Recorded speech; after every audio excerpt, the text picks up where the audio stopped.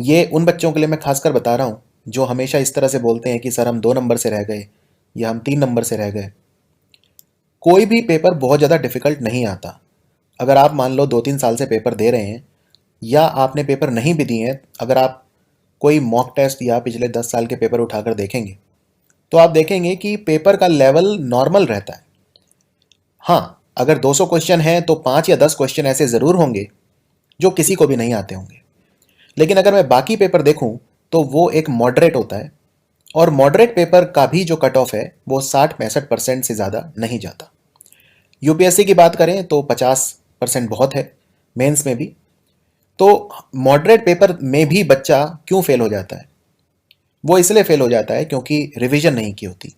तो एग्जाम में क्वेश्चन देखकर उसे लगता है कि उसने सब सुना तो हुआ है, लेकिन वो श्योर नहीं होता, और इसी श्योरिटी के अभाव में वो 10 क्वेश्चन गलत कर देता है, 15 क्वेश्चन गलत कर देता है जो ठीक हो जाने चाहिए थे।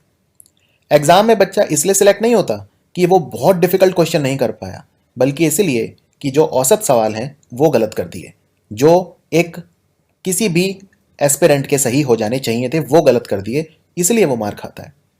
तो रिवीजन तो सबसे बड़ा टूल है। रिवीजन के बिना तो सब करा हुआ बेकार है। मैं आपको एक उदाहरण देता हूँ इसका। मान लो आप बालों के अंदर तेल लगाते हो, ठीक है? तो बालों के अंदर जब हम तेल लगाते हैं, अगर हम सिर्फ ऊपर से तेल डाल दें बालों में, तो क्या वो काम करेगा? नहीं। ऐसा ही होता है सबसे पहली बार पढ़ना।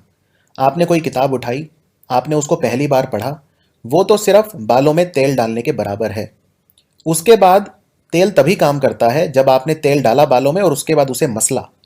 जब आप हेड की मसाज करते हैं, जब आप उसको बालों में जड़ों तक पहुंचाते हैं, और जड़ों तक पहुंचाना है रिवीजन। तो आपने जब कोई किताब पहली बार पढ़ी, चाहे आपने कितने ही अच्छे से पढ़ी हो, चाहे उस वक्त आपको सब कुछ समझ में आ गया हो, लेकिन वो सिर्फ बालों में तेल डालने के बराबर है। जब तक आप उसको बार बार रिवाइज नहीं करेंगे, वो जड़ों तक नहीं जाएगा। तो इसको इस चीज से मैं कंपेयर कर सकता हूं। अब मैं दूसरे शब्द पे आता हूं, कंसिस्टेंट। कंसिस्टेंट आप कैसे रह सकते हैं? जब आप छोटे लक्ष्य रखें, और छोटे लक्ष्य रखने के बाद आप उनको पूरा करने के बाद अपने आप की तारीफ करें या अपने आप को कोई प्राइज दें। फॉर एग्जाम्पल, आज मान लीजिए बुधवार का दिन है और आपने टारगेट रखा कि मैं तो आज 4 घंटे पढ़ाई करूंगा। जब आपके 4 घंटे पूरे हो जाएं तो अपने आप की तारीफ करिए कि हाँ, मैंने अपना टारगेट अचीव कर लिया। उसमें आप ये भी सोच सकते हैं कि भाई, अगर मैंने आज 4 घंटे ढंग से पढ़ाई कर ली तो मैं आज बाजार जाकर मिठाई खाकर आऊंगा, मैं छोले भटूरे खाकर आऊंगा, कुछ भी अपना पसंदीदा व्यंजन खाकर आऊंगा। इस तरह से जब आप अपने आप के लिए लक्ष्य खुद निर्धारित करेंगे और उनको पूरा करेंगे तो आपके अंदर कॉन्फिडेंस बढ़ता जाएगा धीरे धीरे। धीरे धीरे जो आपके माइंड का डिप्रेसिव स्टेटस है, तनाव कम होगा, एंजाइटी कम होगी, भविष्य को लेकर चिंता कम होगी।